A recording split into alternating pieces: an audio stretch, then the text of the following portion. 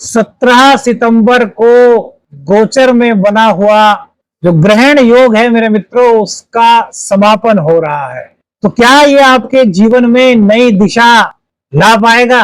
क्या विदेश यात्रा आपकी हो पाएगी? क्या लाभ के अवसर आपके सामने आ पाएंगे? क्या मित्र मंडली का सहयोग आपको मिल पाएगा और आपकी डिजायर्स हैं, जो वो आपकी जो अपेक्षाएं हैं, उनकी पूर्ति हो पाएगी? क्या करियर में आपको एक नया मुकाम मिल पाएगा? नई मंजिल की संभावनाएं यहां पर बन रही हैं, या फिर खर्च की अधिकता आपको परेशान कर सकती है?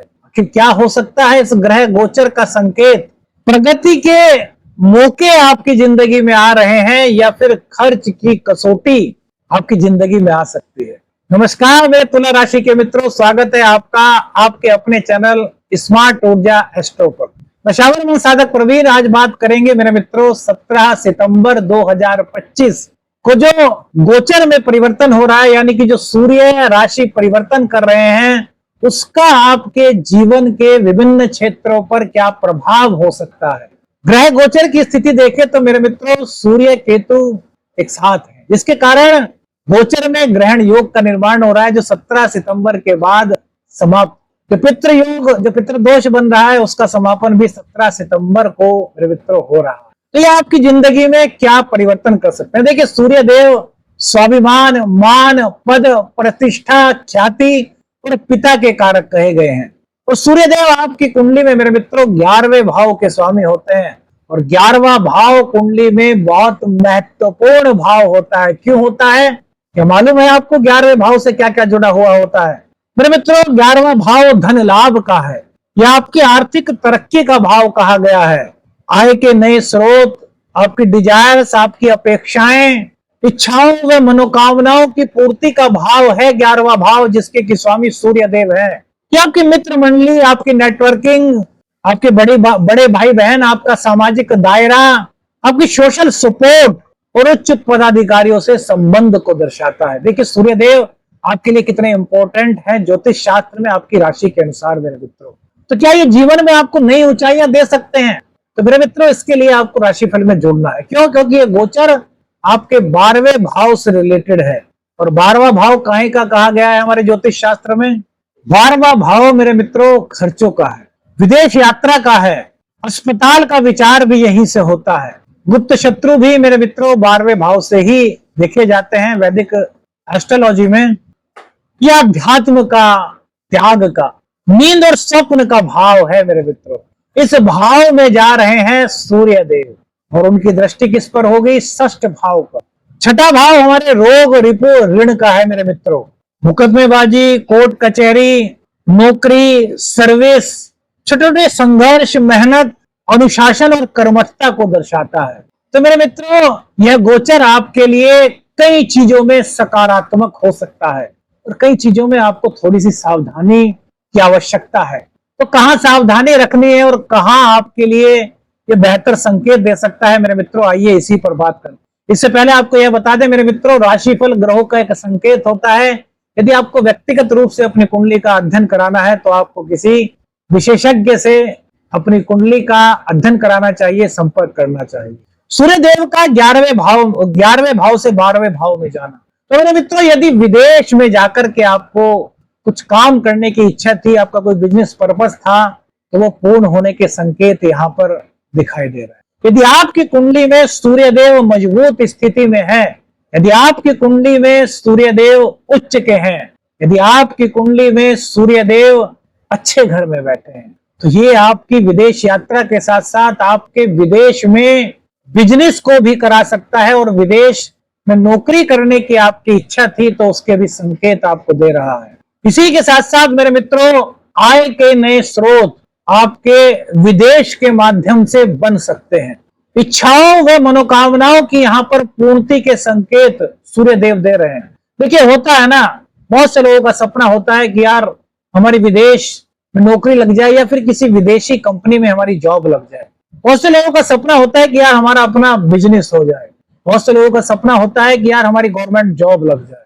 बहुत से लोगों का सपना होता है कि यार कोई बात नहीं, ज्यादा बड़ा नहीं कर पा रहा हूं तो एक छोटी सी मेरी दुकान हो। तो इस तरह की जो आपकी मनोकामनाएं हैं जो आपकी आर्थिक स्थिति से जुड़ी हुई डिजायर्स हैं मेरे मित्रों, वो सूर्य देव की कृपा से पूर्ण हो सकती हैं यदि आपकी कुंडली में सूर्य देव मजबूत स्थिति में है।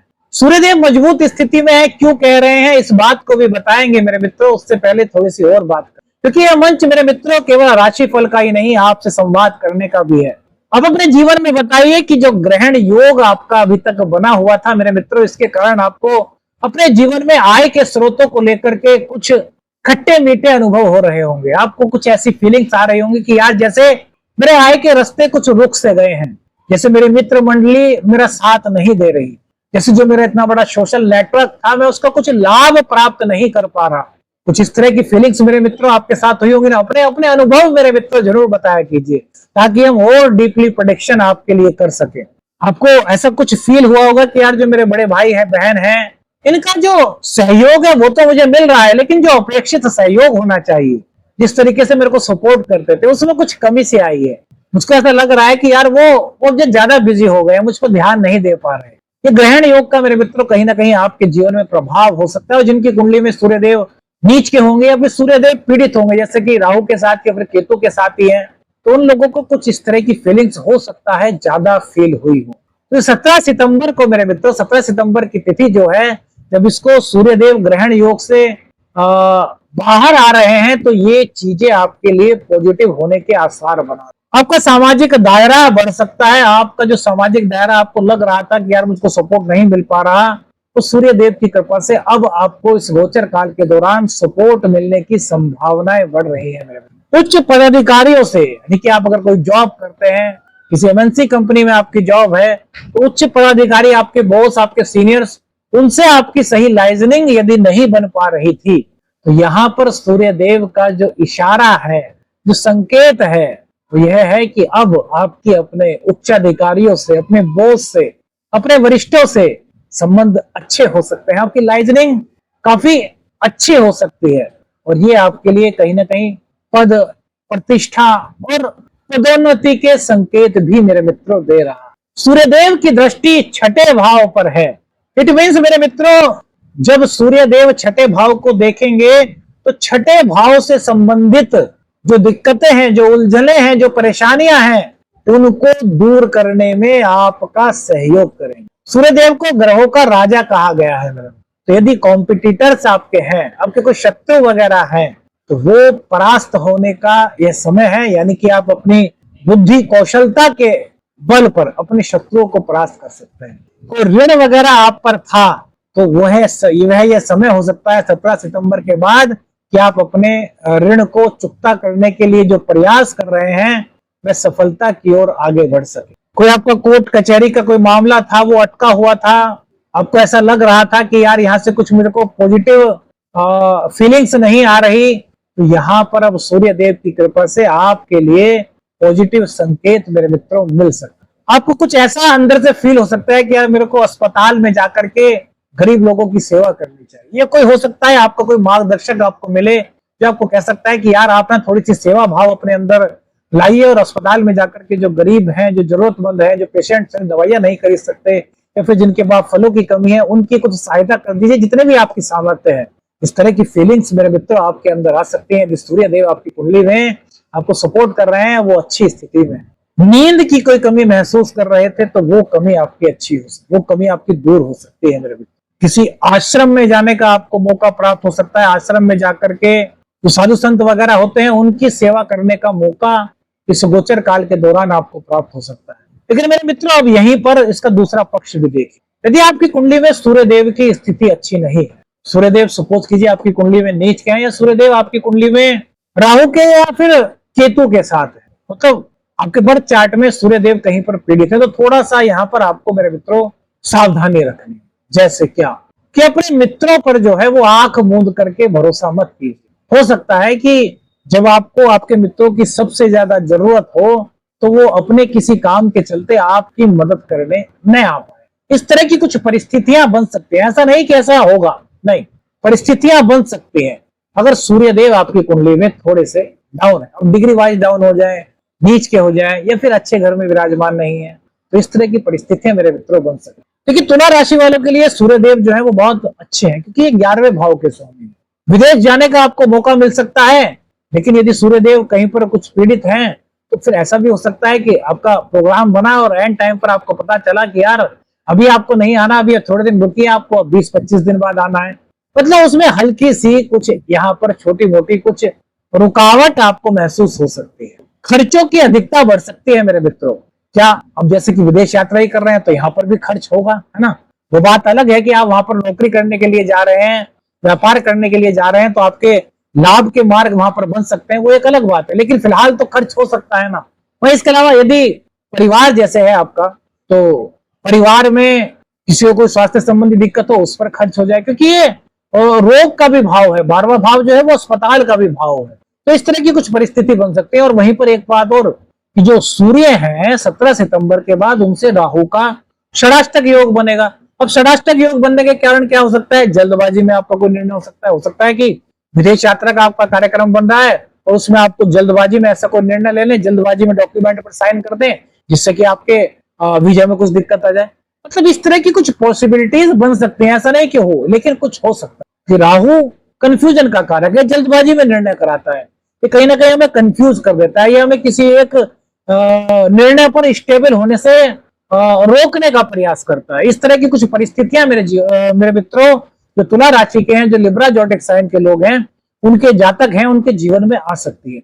अब यदि इस तरह की परिस्थिति आ रही है, या आपकी कुंडली में सूर्यदेव पीड़ित है, या आपकी कुंडली में सूर्य राहु के साथ या केतु के साथ है, या फिर सूर्य शनि एक साथ है, तो ऐसे में क्या उपाय कर सकते हैं जिससे कि आपको राहु की नेगेटिविटी से राहत मिल सके और जो सूर्य की पॉजिटिविटी है उसका असर आपके जीवन पर बढ़ सके। तो वैदिक एस्ट्रोलॉजी के अनुसार मेरे मित्रों इसके लिए आप एक उपाय करें। क्या उपाय हो सकता है, ध्यान से सुनिएगा मेरे मित्रों, है ना। गाय माता की सेवा। अब गाय माता की सेवा बहुत तरीके से होती है ना। प्रत्येक सनातनी के घर में अब गाय माता का जब खाना बनता है तो रोटी गाय माता के निकालते ही है, वो एक नॉर्मल नियम है जो कि हमारे यहाँ चलता आया है ना। अब इसके अलावा एक चीज और आप कर सकते हैं, ये आपको कब करना है, बुधवार में और दूसरा रविवार में, 2 दिन, हफ्ते में 2 दिन करके आप सूर्यदेव की कृपा यानी कि पॉजिटिविटी को थोड़ा सा बढ़ा सकते हैं और राहु की नेगेटिविटी को थोड़ा सा कम कर सकते हैं। तो क्या कैसे कर सकते हैं मेरे मित्रों, एक लोटे में थोड़ा सा जल लेकर के जाइए और उस जल में थोड़ा सा जो इसको कुशा होती है ना, कुशा किसी भी पूजा वाले की दुकान पर मिल जाती है, वो कुशा उसमें डाल लीजिए और उस कुशा मिश्रित जल से सबसे पहले गाय माता के जो चारों पांव होते हैं उनको धोइए, यानी कि थोड़ा थोड़ा पानी गाय माता के चारों पांवों पर आप डाल दीजिए। अब इसके बाद आपको क्या करना है, आपको थोड़ा सा आटा जो होता है ना, उसको आटे को पानी के साथ मिला लीजिए, यानी कि उसका एक लोई बनती है, वो लोई बना लीजिए। और मिश्री, सफेद मिश्री जो होती है धागे वाली मिश्री, वो ले लीजिए और हरी घास। और इसी के साथ साथ इसमें आपको एक चीज मिलानी है मेरे मित्रों, हल्की सी हल्दी, यानी कि आटे को जब आप लोई बनाएंगे तो उसमें हल्की सी हल्दी मिला लीजिए। अब लोई बना ली, लोई के अंदर थोड़ी सी मिश्री रख लीजिए और घास गौशाला में मिल जाती है, जो हरी चारे होते हैं ना, चारा जो खिलाते हैं गाय माता को, वो बस। उसके बाद जब चरणों को पखारने के बाद यानी कि चरणों को जल से धोने के बाद ये जो चीजें हैं ये गाय माता को खिला दीजिए। कौन से दिन, बुधवार के दिन और रविवार के दिन। तो मेरे मित्रों इससे जीवन में कहीं ना कहीं आपको सकारात्मकता फील हो सकती है। क्या उपाय करना है ये आपको बता दिया। अब किन चीजों से बचना है, जल्दबाजी में निर्णय लेने से बचिए, वरिष्ठ जनों की सलाह लेकर के किसी भी निर्णय पर पहुंचिए, क्रोध से आपको बचना है, आलस्य से आपको बचना है। अब चूंकि बुध देव जो है वो भी बुधादित्य योग बनाएंगे, आपकी कुंडली में सूर्य और बुध 12वें भाव में होंगे, तो ये विदेश यात्रा के आपके प्रोग्राम तो बनाएंगे, आपके लिए चांसेस, आपके लिए अवसर तो कहीं ना कहीं ये क्रिएट करने का इशारा दे रहे हैं। लेकिन इसी के साथ साथ कोई भी डॉक्यूमेंट आप साइन करते हैं तो उसको अच्छी तरीके से पढ़कर, उसकी जो भी चीजें हैं उनको समझ करके उसके बाद ही साइन करिए। ऐसा ना हो कि आप किसी के कहने में आकर के साइन कर दें और फिर बाद में आपको लगे कि यार मैंने साइन सही नहीं किया। हर चीज को पढ़ करके ध्यान से आप साइन करते हैं तो मेरे मित्रों यह गोचर आपके जीवन में नए अवसर के द्वार खोल सकते। अब दूसरी बात मेरे मित्रों, आपको कौन सी बात सबसे अच्छी इस वीडियो में लगी, वो अपने अनुभव आपके क्या रहे वो कमेंट करके बताइए। वीडियो अच्छी लगी तो लाइक और शेयर कीजिए, चैनल पर नए हैं चैनल को सब्सक्राइब कीजिए। आदेश अलख निरंजन, हर हर महादेव।